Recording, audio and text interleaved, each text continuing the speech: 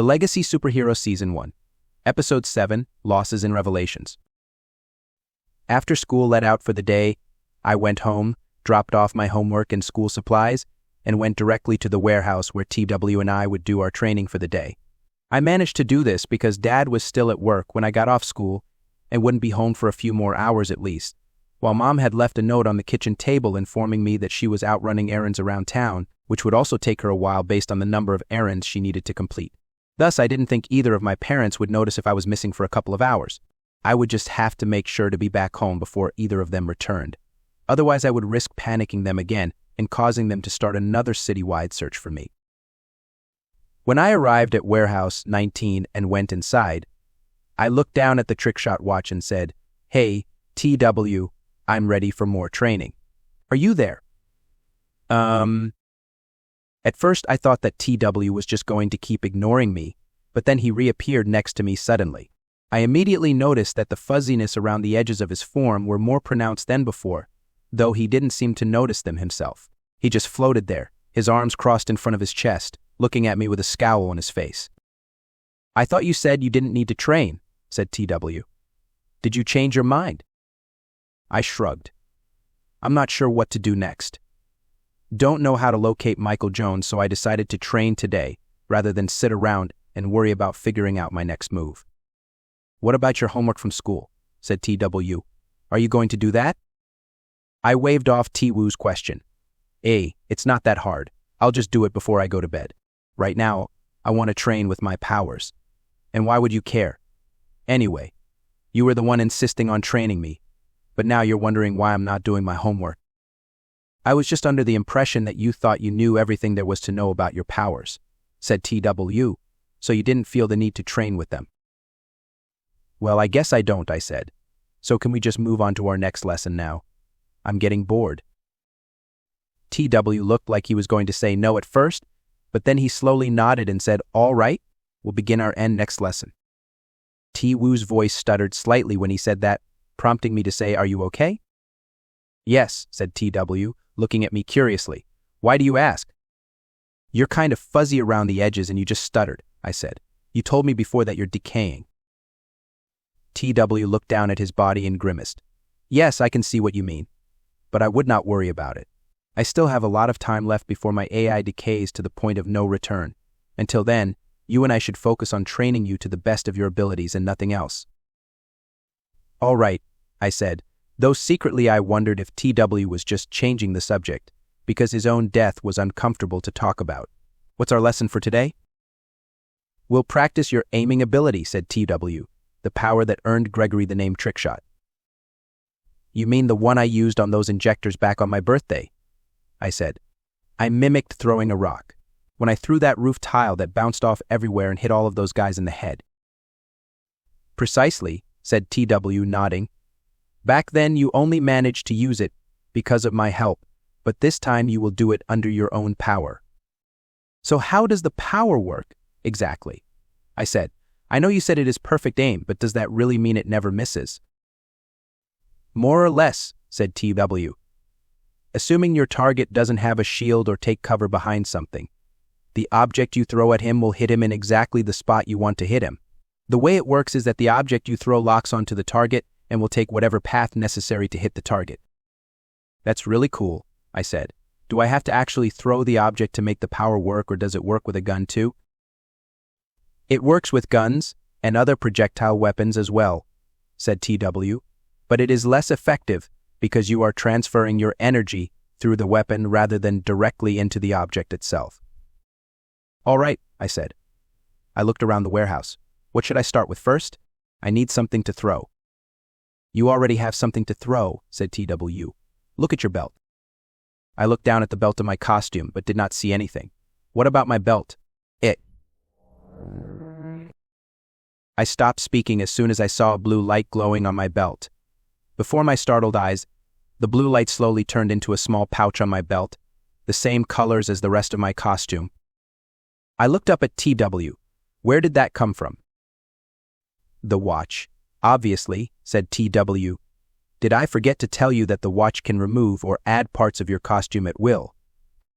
"Yeah, you did," I said. I tapped the pouch on my belt, feeling its soft surface. I flipped open the lid and pulled out a small, shiny metal disc. "What's this?" "A throwing disc," said TW. "Gregory created them when he first got the suit. He created them in order to make sure he would always have small objects on hand to throw. They are specially designed to work with your aiming powers, unlike most objects. So all I need to do is throw them, and they'll bounce around crazily like that roof tile," I said, flipping the disc over in my hand to get a better look at it. "It's not quite that simple," said TW. "But with some practice, yes, they'll not only bounce around, but will also hit your target dead on." "What if I run out?" I said. I patted the pouch. "Doesn't feel like there's a whole lot in there. Maybe a dozen at most." "The suit can make more on demand by drawing upon the suit's energy itself," said TW, "but only enough to fill the pouch, so I wouldn't worry about it right now. Let's start your next lesson." TW pointed at a thin chain hanging from the ceiling on the other side of the warehouse. "See that chain? That will be your target for today." I looked over at the chain.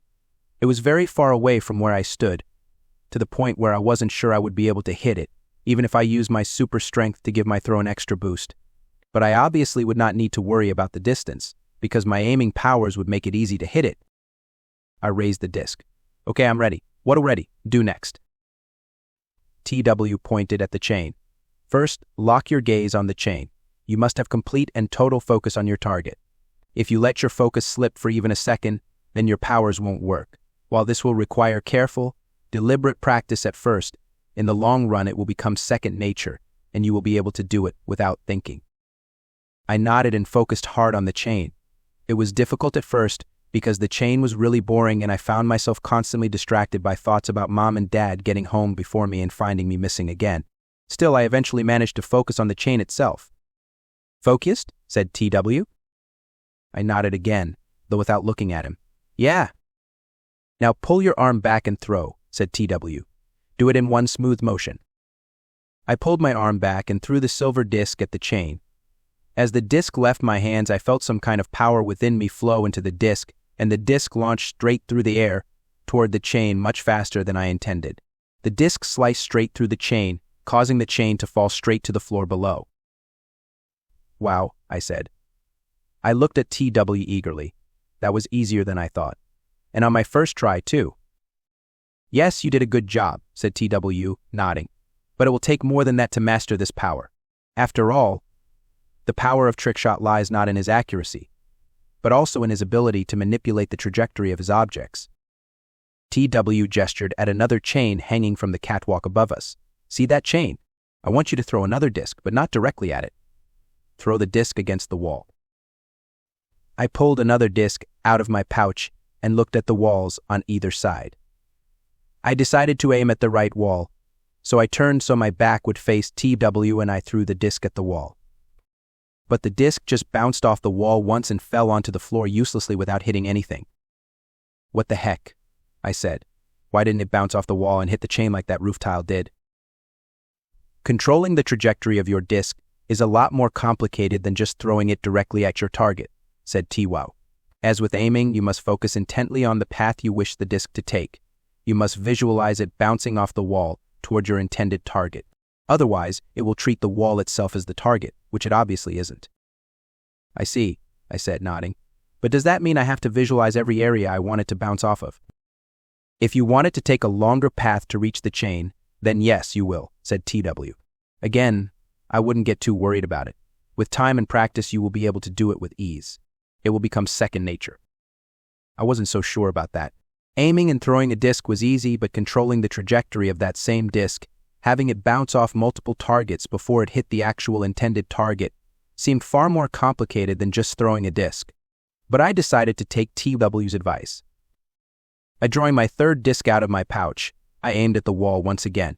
This time I imagined my disc bouncing off the wall and hitting the chain dead on, just like my first disc. It was surprisingly easy to do, so once I felt comfortable with the mental image, I pulled back my arm and threw the disc. Like before, part of my energy went into the disc as it left my fingers, and it flew through the air straight and true. It bounced off the wall, but rather than hitting the floor, it flew up directly toward the chain itself. Yeah, I said, pumping my fist. It's working.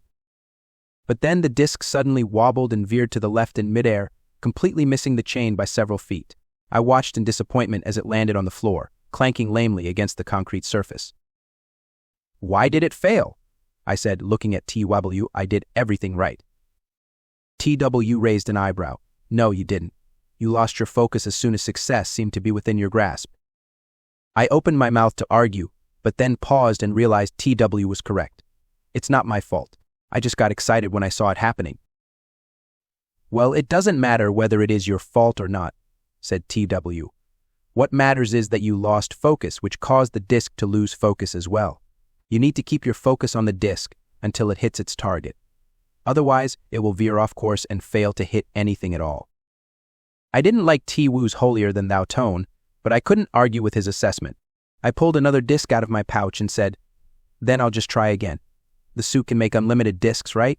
So it's not like I'm in danger of running out or anything." "Practice makes perfect," said TW, nodding again. "Now that you know what to do, try again. And don't lose your focus. Keep the focus on the disc and its target at all times, or at least until it hits the chain." "Sure," I said. But I didn't get a chance to try again because just as I raised the disc, the wall exploded. The explosion sent me flying backwards. I landed hard on the floor and rolled to a stop in front of an empty metal container, my senses briefly dazed before I shook my head and looked over at the wall that had once stood there. Now there was just a big hole in the side of the warehouse, covered in smoke and flames from the explosion, making it impossible to see who had done it. "What the hell?" I said, pushing myself up and shaking my head. "What's up with the explosion?" "TW, can you see who did it?" "Sorry, Jack," said TW. In my head, I realized that he was not floating nearby in his hologram form. "The smoke is as hard for me to see through as it is for you. I have no idea who could possibly have set off that bomb, though I imagine we'll soon find out." Over the roar of the flames, I heard footsteps coming from the smoke cloud, multiple sets of footsteps, like there were a lot of people rushing toward us. All of a sudden, half a dozen injectors burst through the smoke cloud, each one armed with a high-powered rifle that they aimed at me. "There he is," said one of the injectors, pointing at me. "Shoot him." All of the injectors began firing at me. I immediately flew into the air, narrowly avoiding their bullets, and pulled several discs out of my pouch.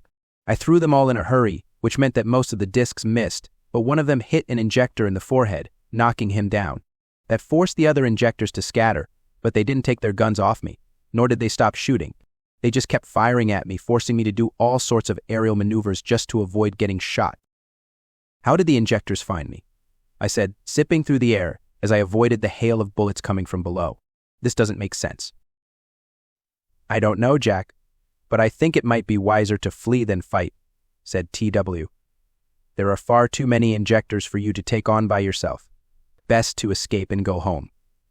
As long as they don't know your secret identity, they won't be able to track you down back to your house." "Did you just tell me to run away?" I said, stopping on the catwalk briefly in order to catch my breath. "Yeah, I'm not going to do that. Either help me take down these goons or shut up. But you're outnumbered." I don't care." I heard bullets strike the bottom of the catwalk, but luckily none of them had pierced the underside yet. I'm going to teach these guys a lesson and find out how they knew I was here in the first place. I launched off the catwalk and flew down straight toward the injectors. They aimed their rifles at me, but I was too quick and landed right in their midst before they could react. I swung my fists this way and that, taking down 2 injectors in an equal number of hits, but had to fly straight back up into the air to avoid another volley of bullets. Landing in front of the abandoned forklift, I picked up the forklift with both hands and flew into the air, still holding the forklift above my head. Once I got high enough, I threw the forklift directly at the largest group of injectors. The injectors scattered at the last second, which was a smart move, because when the forklift crashed into the floor, it created a huge crater and sent pieces flying everywhere. Now that the injectors were distracted, I flew toward them again. I grabbed 2 of the injectors by the collars of their shirts and threw them at another pair of injectors, knocking them down in a confused heap of limbs. I heard some of the injectors cursing in Spanish, but didn't stick around to listen to anything else they had to say, because their friends immediately began shooting on me again, forcing me to fly toward the ceiling to avoid getting shot. I flew across the ceiling, deftly dodging the bullets that came at me from below, and then rushed toward the injectors again. They aimed their guns at me, but at the last second, I pulled up, causing them to shoot pointlessly in air. I landed behind the injectors and kicked one of them in the back, sending him flying forward into another injector, knocking them both out instantly. The remaining 4 injectors turned toward me, but I rushed toward them before they could shoot me. I smashed the gun of one injector before punching him in the face, followed by grabbing 2 other injectors and smashing their skulls together before throwing them both aside, leaving only 1 injector left. The last injector backed away from me quickly. Though his hold on his gun was steady, I could see the fear in his eyes as he realized exactly just how screwed he was. "Get away from me, you monster," said the injector in a voice that wasn't anywhere nearly as steady as his grip. "Or I promise you I'll shoot you in." I rushed forward, knocked the gun out of his hands, and then pinned him to the floor, twisting his arms behind his back and putting the full weight of my body on his so he couldn't get away. "Sorry, buddy, but you started it," I said. "Now that this is all over, however, tell me how you knew I would be here. Who told you I came here?" "I'll never tell," said the injector, whose voice was surprisingly sharp now. "It was an anonymous tip, so I couldn't tell you even if I wanted to." "Wrong answer," I said. "I can tell you no, but for some reason you don't want to tell. Why is that?" I said I don't know, the injector repeated. "It was anonymous. I wish I could tell you, but I can't. Please don't break my arms." "He appears to be telling the truth, Jack," said TW in my head. "I don't sense any deceit from this one. Just cowardice." I decided that TW probably had a point, but I still wasn't letting this guy go, because he might be able to tell me other things about the injectors that I wanted to know. "Okay, I think you're telling the truth," I said, "but I'm still not going to let you go until you answer a few questions for me. First off, where's your boss, Michael Jones?" "Mr. Jones?" said the injector. "Why do you want to know where he is?" "You're not very smart, are you?" I said. "It's because I want to take him down. If I take him down, then the rest of your little group of criminals will go down with him. It's pretty simple. So tell me, where is he?" Oddly, the injector smiled. "Why don't you ask Ferdinand?" I frowned. "Who?" A large shadow suddenly appeared over me. Before I could react, 2 large hands grabbed my shoulders and threw me against the other wall. I smashed into the wall so hard that I almost crashed through it, but I ended up just leaving a huge dent in it that was the size of me. I fell to the floor, where I lay briefly stunned before I shook my head and looked over to see just what had thrown me. Standing on the other side of the room was a bull. No, it wasn't a bull. It was a huge, muscular man with the head of a bull. Sharp, curled horns stuck out of his skull, while his massive hands curled into boulder-like fists.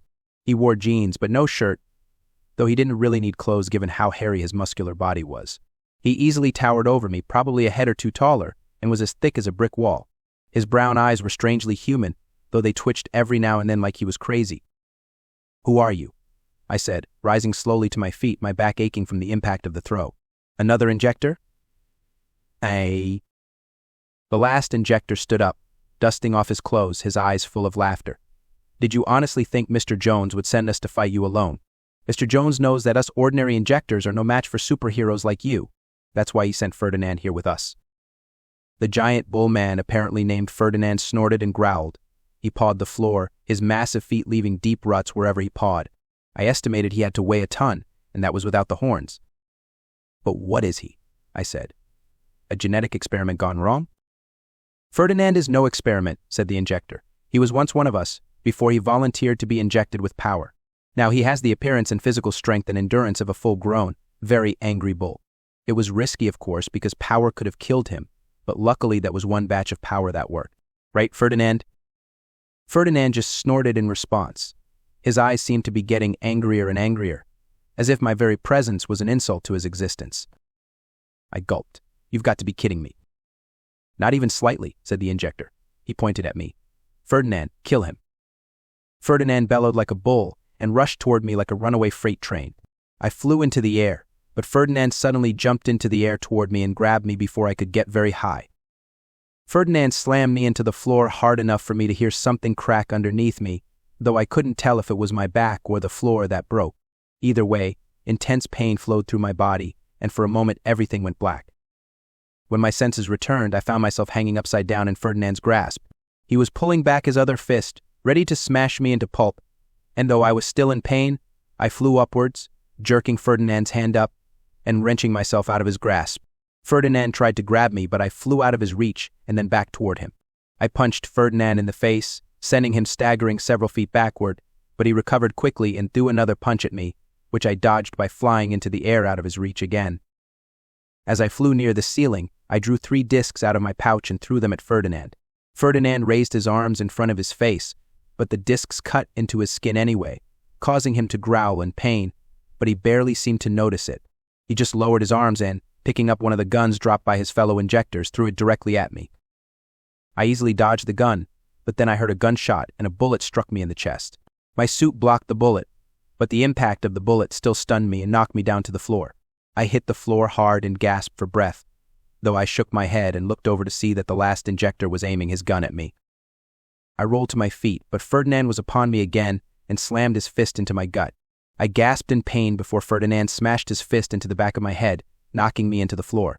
I tried to get up, but Ferdinand slammed his foot down on my back, pinning me to the floor and forcing me to exhale all of my breath. Ferdinand kept stomping on me over and over again, each blow even more devastating than the last. I tried my best to get up, but Ferdinand's stomps came hard and fast, to the point where I could barely react. For a long time, all I saw was the increasingly destroyed warehouse floor as Ferdinand smashed me deeper and deeper into the floor, until he finally stopped, grabbed me by the cape, and once again threw me halfway across the warehouse. I landed on the floor hard and rolled several feet until I came to a stop against another crate, my head spinning from the impact of the crash. Every bone in my body felt like it had been smashed into a million little pieces, and I wasn't sure if I was ever going to walk again after this.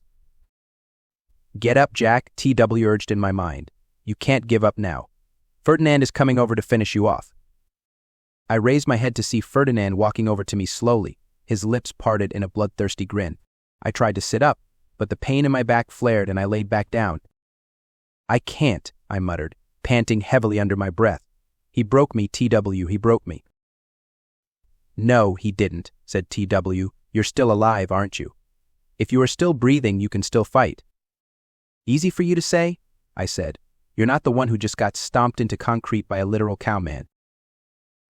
"If you give up now, you will never be able to avenge Thomas," said TW. "Do you want your brother's death to be unavenged?" My hands curled into fists. "No, never." "Then get up and fight," TW said. I gritted my teeth, but knew that TW was right. Against my screaming body, I not only sat up but slowly rose to my feet. This seemed to surprise Ferdinand, because he actually stopped for a moment to look at me with a face that clearly said, "You're not serious, are you?" before he shook his head and resumed walking toward me, wearing a smirk that told me that he didn't fear me. Truthfully, I understood that. Ferdinand had given me the absolute worst beatdown of my life. He had no reason to fear me. He had every reason to believe that I was a weakling who didn't stand a chance against him. Too bad I was about to show him why you shouldn't assume anything. I drew 3 small discs from my pouch and threw them, but not at him. I threw them in 3 different directions, imagining each one bouncing off different parts of the warehouse, imagining their exact trajectory as they moved toward Ferdinand. Ferdinand, on the other hand, apparently didn't realize what I was trying to do because he just snorted and, lowering his head, rushed toward me with the speed of a charging bull. If his horn struck me, I would probably die, but I didn't move just yet, because I was waiting for the right moment to strike. The discs bounced along the walls, floor, and ceiling of the warehouse. Ferdinand drew closer and closer to me, his feet smashing across the floor of the warehouse as he charged. I stayed exactly where I was, keeping my focus on my discs, making them bounce in seemingly random patterns that even Ferdinand wouldn't notice until it was too late. Then disc 1 suddenly sliced through Ferdinand's right knee, making him stumble slightly, but not enough to stop. Disc 2 slashed across his left cheek, cutting his face open and making him roar in pain, but again he didn't stop. And finally, disc 3 bounced off the ceiling and lodged itself directly into the back of his head, making Ferdinand roar in pain even louder than before, but again he didn't stop. When Ferdinand's horns came within my reach, I grabbed them both with my hands, and yelling loudly, I whirled around and threw Ferdinand with all my might toward the back of the warehouse. Ferdinand flew toward the back of the warehouse and crashed into the abandoned office. He crashed into it so hard that the entire thing collapsed on top of him, sending up a cloud of dust into the air, and even causing part of the roof to collapse in itself. I waited a few seconds to see if Ferdinand would get back up, but he did not rise again. I heard footsteps running away and looked over my shoulder to see the remaining injector, the one who had tried to shoot me, running away toward the blasted-apart wall in an obvious attempt to flee from me. I briefly debated whether I should let him go or run after him. I was still exhausted from my fight with Ferdinand and could barely stand as it was. But the thought of letting my best lead to Michael Jones get away gave me my second wind. I jumped into the air and flew toward him. I grabbed the injector by the collar of his shirt and lifted him off the floor and slammed him against the nearby wall, pinning him several feet above the floor, almost up to the ceiling. Fear appeared in his eyes and he stopped struggling as soon as he realized how far above the floor he was. I have to admit, I didn't expect you to throw a literal bull man at me, I said, tightening my grip on the collar of his shirt. But it obviously didn't work. Now, unless you happen to have another bull man waiting around here somewhere, it's time that you told me where Michael Jones is, and I want you to tell me now so I can confront him myself. The injector's chattering teeth made it almost impossible to tell what he was saying. Never. I will never tell. I slammed him against the wall again, making the injector scream and clutch my arm as if he was afraid I would drop him. Drop the tough guy act. If you don't tell me where he is, then I'll make sure you go to jail in a body cast. Okay, said the injector, almost babbling. Michael Jones is at our headquarters. He's always there, but you won't be able to make it in because it is protected by the best security systems money can buy. And where, exactly, is your headquarters? I said, give me an address. Give it to me now, because my grip is starting to slip, and this is an awfully high place for a normal human like you to fall from. Here, said the injector, stuffing his hand into his pocket and pulling out a piece of paper. This is a receipt for some recent power shipments. It lists our headquarters address at the bottom. I took the receipt and looked it over once. Unfortunately, I was not familiar with the address exact location, but that was okay, because I would just put it into my phone's GPS app and search for it there. Thanks, I said as I stuffed the paper into my costume's pouch. By giving me this receipt, you've ensured the safety of the city of Rumsfeld from your kind. Why are you thanking me? Said the injector with wild eyes. Once Jones finds out what I did, he's going to send lethal to kill me. Jones doesn't tolerate or forgive traitors. Ever. I shrugged. I wouldn't worry so much if I were you. Once you're in prison, you'll be safe and sound for a while at least. I slapped the injector across the face hard enough to knock him out. I slowly lowered the injector to the floor, and after making sure that he was out for the count, the first rose to my full height and surveyed the warehouse. It was a complete mess. Injectors lay scattered around the place, every last one of them unconscious. The hole in the wall they had blown out still smoked vaguely, while the dust had settled on the office area where I had thrown Ferdinand. I was surprised that Warehouse 19 still stood at all, given all of the abuse it had taken. Perhaps it was better built than I thought. TW flashed next to me, a worried frown on his face. This is not good. I looked at TW. Why do you say that? I took down all of the injectors and their pet bull. Sure, Warehouse 19 got a little roughed up, but don't most superhero battles usually result in some collateral damage? Anyway. TW looked at me as if I was an idiot. I'm not talking about how you defeated the injectors. I'm talking about the fact that the injectors knew you were here at all. You haven't told anyone you train here, right? Right, I said, nodding. Only you and me know that I go to this place to train. Or so we thought, said TW. Yet the injector's attack proves that someone else knows you train here. The only question is, who? I don't know, I said. Do you think it could be Christina? Maybe she's been following me around and tipped off the injectors that I would be here. Impossible, said TW. While she's still on the run, I think we would have noticed her if she was following us around. Remember, her mission is to capture you and by extension the Trickshot Watch. Why would she send the injectors to kill you if it might result in the destruction or even outright theft of the watch? I folded my arms in front of my chest. Well, aside from her, I can't think of anyone else who could have possibly done it. I wish I did, though. It's a deeply disturbing mystery, said TW. And in any case, until we find out who did it, we should stop coming here. You did well against Ferdinand and the injectors, but there's no guarantee that you will do as well in the event of another attack. Sure, I said, nodding. I was thinking we'd have to stop coming here. Anyway, given how it's been totally wrecked, maybe we should find another abandoned warehouse to train in. There aren't many of those in Rumsfeld, said TW. And even if you find another, it won't solve the real problem, namely, the Injectors actively hunting you down. That's why I'm going to take the fight to Jones himself, I said. I patted my pouch where I put the receipt. Once I locate their headquarters, I will go in and take down the man himself and end his reign of terror once and for all. Are you sure that would be so wise? Said TW. I'm still not convinced that you're ready for this. Yes, you've handled the Injectors well so far, but your control over your powers still needs work, and when will I be ready? I said. I put my hands on my waist. A week from now? A month? 2 months? 6 months? A year. And how much time do you have left to teach me? What do you? You're fuzzy, I said, gesturing at TW's form, and getting fuzzier by the day. TW looked down at his body, grimaced as if he had just spotted a really ugly pimple, and looked at me with a somewhat shameful look. You're right, but I'm still functioning at near 100%. I'm not about to go away anytime soon. Can you guarantee that, though? I said. Can you really be sure you won't just suddenly disappear all of a sudden, because you made it sound like that would happen to you when I first met you? TW shifted his gaze away from me. To some degree, you are correct. I don't know how long I have, except that I have less than I should. If we could get the watch repaired, I would be able to live much longer, but my time is indeed limited. Still, you need training, more training than you've received now.